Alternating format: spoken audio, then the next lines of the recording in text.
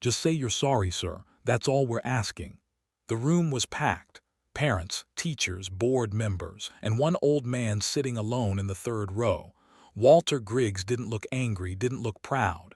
Just tired. He shifted in his seat, cleared his throat, then said, "I'm not sorry because I didn't lie."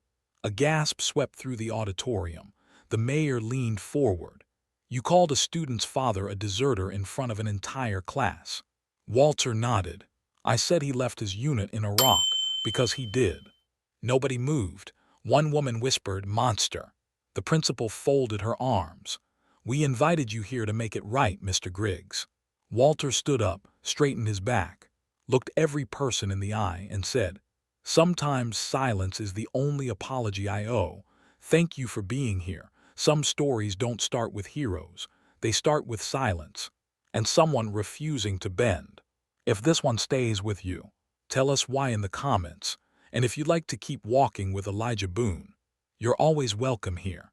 Walter Griggs lived 3 blocks from the school. He walked the same path for 17 years. Past the rusted mailbox, the busted fire hydrant with chipped red paint, and the stop sign kids kept spray painting with smiley faces. He never complained, never corrected. He just walked, hands behind his back, posture still straight like the army never left him. Walter wasn't mean. He was precise. He said yes, sir, and no, ma'am, even when no one else did. He wore a clean shirt every day. Never missed trash pickup. Never borrowed sugar even when he ran out. But last week, Walter said something that made a town turn cold. It was at Franklin Middle School, Veterans Day week. He was invited to speak to a classroom, just like he had for years, talk about honor, service, what it meant to come home in one piece when some didn't. But this year, a boy raised his hand and asked, "Was my dad a hero too?" Walter paused, then asked back, "What was his unit?" The boy answered, and Walter, without malice, without raising his voice, replied, "I knew that unit. Only hero I remember was the guy who stayed behind." The classroom fell silent. The teacher turned pale. Later that afternoon, the school board received 12 phone calls, 3 angry emails, and 1 official demand. He needs to apologize publicly. They scheduled the meeting that Friday, open to the community. Restorative moment, they called it. They told Walter to be present, but they didn't tell him they'd hand him a script, or that the father in question would be sitting in the front row. Elijah Boone arrived early. He didn't live in this town, didn't know anyone here, but he'd received a letter in the mail that morning, unsigned, handwritten, short. "Come to Franklin Middle School.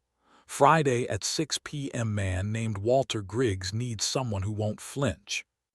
So Elijah came. He wore the same brown coat, carried nothing, said nothing, just walked into the school gym where the meeting was being held. Rows of metal chairs, plastic water jugs near the wall, a small raised platform with a microphone. People murmured quietly. No one looked at him. That was fine. He wasn't there to be seen. At 7 p.m. Walter walked in, carried a folded note in his coat pocket, didn't smile, didn't wave, just sat in the third row far right, alone. A few seats behind him, Elijah sat down too, folded his hands, tilted his head, and watched the storm gather. The mayor stepped up to the mic. "Thank you all for coming. Tonight's gathering is about community, about healing." He smiled like he'd practiced it. "Mr. Griggs is here as part of that healing, to address what was said, and what it meant." Whispers grew louder. A man in the front row, red polo, arms crossed, stared at Walter like a judge waiting on a guilty plea. That was the boy's father. The principal stood next. Elijah noted the way she clutched her notes too tight, like if she let go, the truth might float out. Walter didn't speak. Not yet. He was reading the crowd, not with suspicion, with patience. He knew what was coming. He'd seen it before, in barracks, in tribunals, in the mirror. Elijah leaned forward slightly. He'd seen this too. Not a man too proud to speak, but a man who'd been told to say things he didn't believe one time too many. And now, he chose silence. The principal's voice trembled. "Mr. Griggs, your comments were deeply painful to one of our students and his family. We're hoping tonight, with the community here, we can come to a place of mutual understanding." She turned to the mayor. The mayor turned to Walter. The crowd turned to Walter. He didn't move, didn't nod, didn't fold his arms, he just sat still as stone. The boy's father stood up. Name tag read Eric Casey. Voice sharp. "You called me a deserter in front of my son." Walter replied, calm as dusk. "I said what I knew, about a day in Baghdad, about a man who left his position." Eric stepped forward. "You didn't know why I left." Walter tilted his head. "I knew who stayed." Gasps, murmurs. The mayor raised his hand. "Mr. Griggs, please, we're asking for a public apology, not a trial." Walter looked up. "For what?" "For telling a student that truth has weight." A woman in the back called out, "For shaming a child." Another voice, "You embarrassed a veteran." The crowd started to swell, words flying like arrows. Walter stood. Elijah watched him carefully, no tension in his shoulders, just a man standing because sitting wasn't working anymore. Walter looked around. "I was invited to speak about honor. I spoke about it." Someone shouted, "You humiliated his family." Walter nodded. "Sometimes honor costs more than comfort." A woman with a microphone came forward. "We brought you here to help this child, not to defend your ego." Walter didn't blink. "Elijah Boone," he said suddenly, turning. The room turned too. Elijah lifted his gaze. Walter didn't ask a question, didn't ask for help. He simply said, "You ever apologize for surviving?" The room froze. Elijah Boone stood up, walked slowly down the aisle. Every eye followed him. He stepped onto the platform, faced the room, and said, "No, but I was asked to." Murmurs again. Elijah looked at the boy sitting near his father, Dylan, maybe 11 or 12. "Elijah Boone," he said gently, "former Marine, former fire, former everything." He turned to Walter. "You saw the boy's eyes, didn't you?"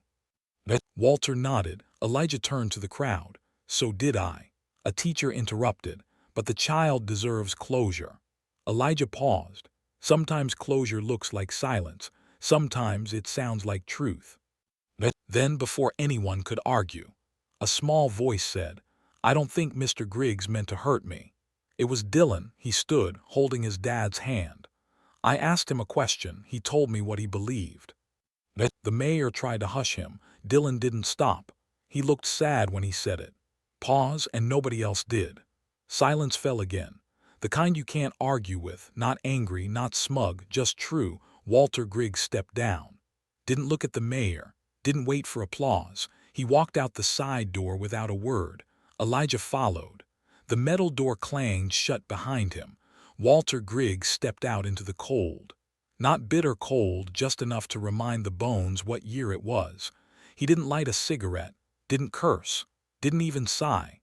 He just walked over to the old bench near the loading dock, sat down, and stared forward. Elijah Boone joined him a moment later. No words, just two men, a bench, and a parking lot full of silence. After a while, Walter spoke. "I wrote it down, the apology." He reached into his coat, pulled out a folded paper. Didn't open it, didn't offer it, just looked at it in his hands. "I was gonna say I misspoke, that I didn't mean it how it sounded, that I honor all service." Pause, I even practiced the tone. Soft, humble, like I'd been coached. Elijah didn't interrupt, didn't encourage. He just watched the man slowly tear the paper in half, once, then again, then a third time until it fluttered in his lap like dry leaves. "I wasn't trying to humiliate him," Walter said. Elijah nodded. "I know. I just wanted the boy to know the truth. That medals don't make heroes. Sometimes staying makes you one." He looked up, and leaving. Elijah exhaled. Sometimes leaving saves lives, sometimes it doesn't. Walter glanced sideways. "You ever been blamed for something you couldn't fix?" Elijah smiled without humor. "Once lost 3 of my own because I ordered a fallback too late. Afterward, they asked me to apologize to the families. I did." He looked at his hands. "But not for the delay. I apologized for surviving when their sons didn't." Walter didn't speak, didn't need to. The quiet between them said enough. After a few minutes, Walter stood, brushed off his coat, then turned to Elijah. You think I did the wrong thing. Elijah shook his head. I think you did the hard thing. He paused, and hard things don't get thanked. Walter almost smiled, almost, then he nodded once, not to Elijah, to himself, and walked off into the evening. Elijah stayed behind, sat alone on the bench, watched the shredded apology slip off the edge, and scatter, because sometimes the bravest thing a man can do is leave the sorry unsaid. The next morning, Elijah sat alone in the town diner. He wasn't eating, just coffee, black, third refill.